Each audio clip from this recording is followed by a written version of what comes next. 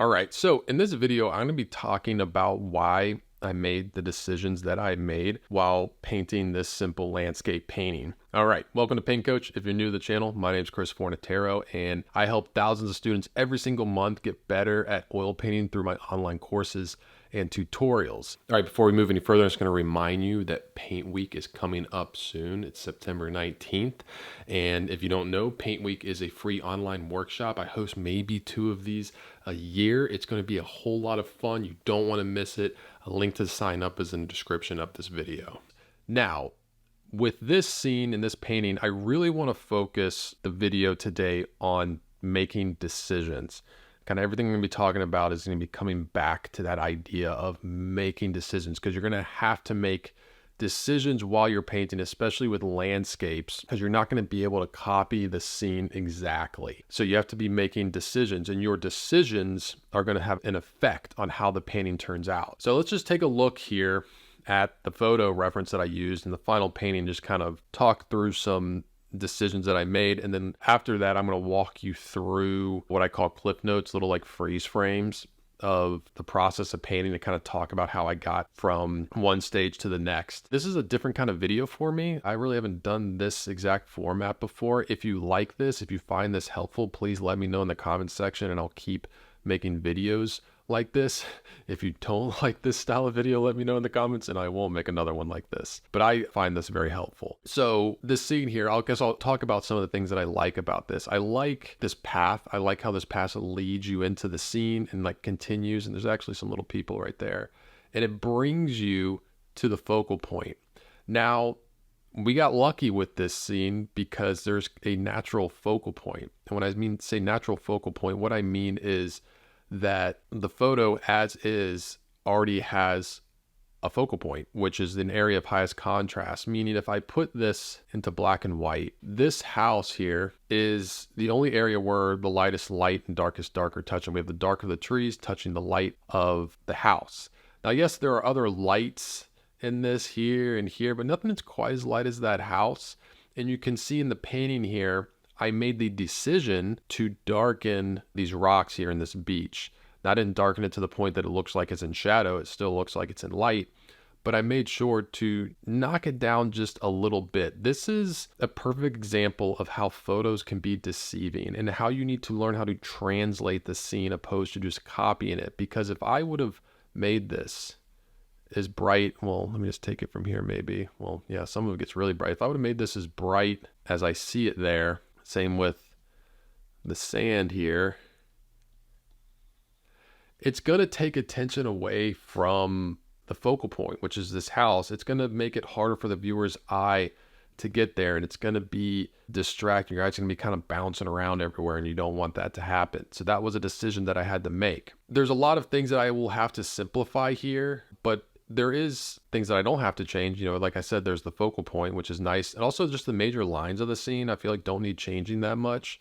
Like these, I like how all the lines bring you to that focal point. Whenever I'm wondering like what should be my focal point, I like to do this. I kind of just draw or outline the major lines of the scene and kind of see where they're all meeting. And I feel like 1, 2, 3, 4, 5, like this is kind of making sense that should be the focal point. But when I look at this, I immediately see things I'm going to have to simplify. I'm sure you're looking at this and thinking like, what are you going to do with all these bushes? Like, how did you know how to simplify these rocks, the bushes? Back here, there's all, there's like a parking lot and there's trees and then the mountain and houses and everything. I just first think of like what I want this painting to do. And again, coming back to this idea of making decisions, every painting is going to be different in terms of what you want to do with it. Even if I painted the scene again, like I could paint this again and want to try and do something different with it. Maybe I do want to try and put a little more detail in here. Maybe I do want to put a little more detail in the rocks, but still keep this as my focal point. Maybe I want to crop it differently. If I cropped this scene like this, now this scene is mainly about the beach. And I probably would put more emphasis and detail into those rocks. But as it is now, it's a small portion of it. Like I don't want the viewer's eye to get stuck there for too long. So I can indicate that it's the beach and these rocks from having the sand change color as it gets down. These are like rocks that are wet.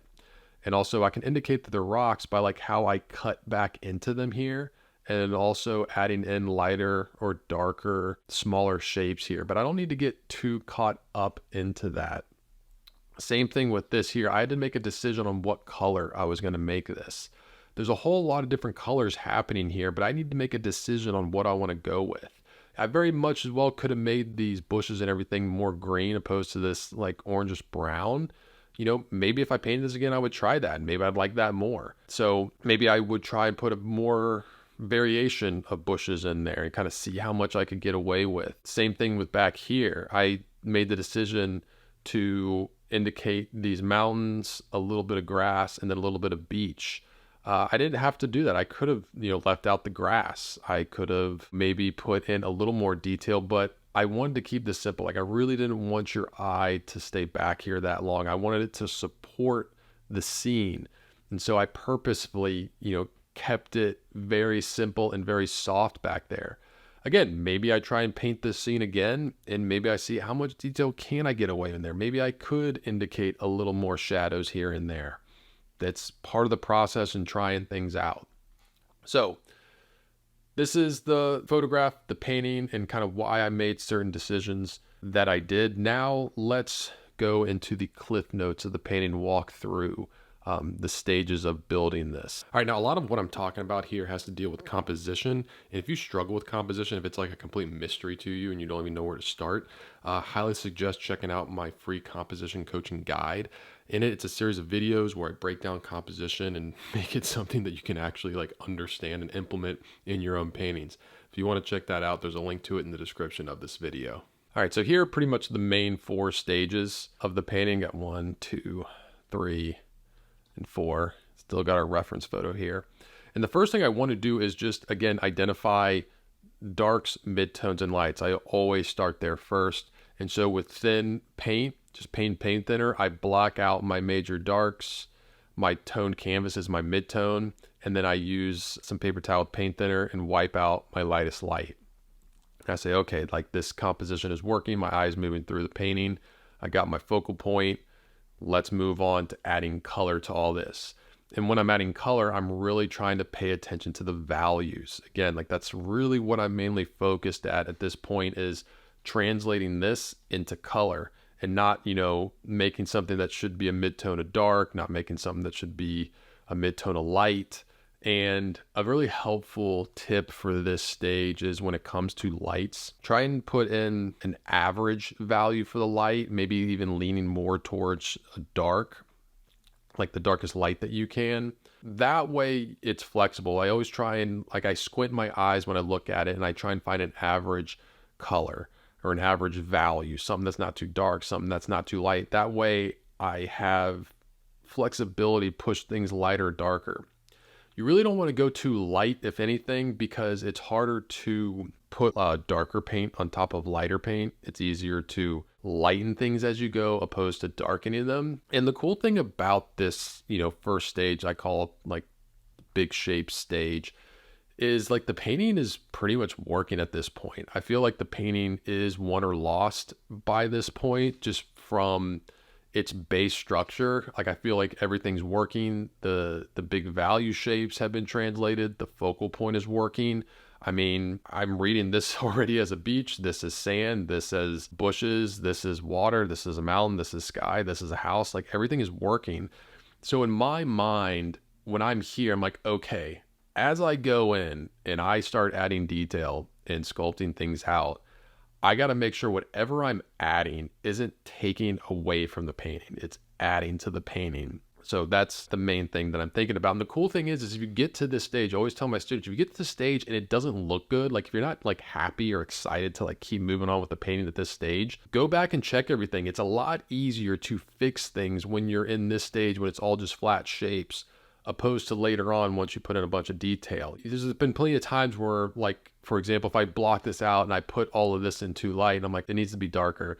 And so I'll go in and I'll fix that and I'll make it darker and I'll adjust things. Time-wise, this was pretty much like halfway into the painting. And again, like, I feel like once you get this, if you lock this stage in well, majority of the painting is done, in my opinion, in terms of the structure and what's really going to make it work. And moving down into here, I start to develop things more, adding in more values, more shapes, more detail. And I kind of start at the focal point. I like to start at the focal point and get that a little developed, maybe not fully developed, but enough that as I move through the painting and I start putting stuff in, I can see how it's working with the focal point and if it's like upstaging it or taken away from it. So I try and develop that more. You can see I used slightly lighter value to indicate part of the tree is getting hit with sunlight. Cool thing to note is that even though this is getting hit with sunlight and it's in the sun, it's still going to be reading as a dark, as, you know, in relative to everything in the painting. I feel like a lot of people, when they go to put the lights in trees, they put them in way too bright. Don't get fooled there. Start developing this beach more, and just with, you know, the right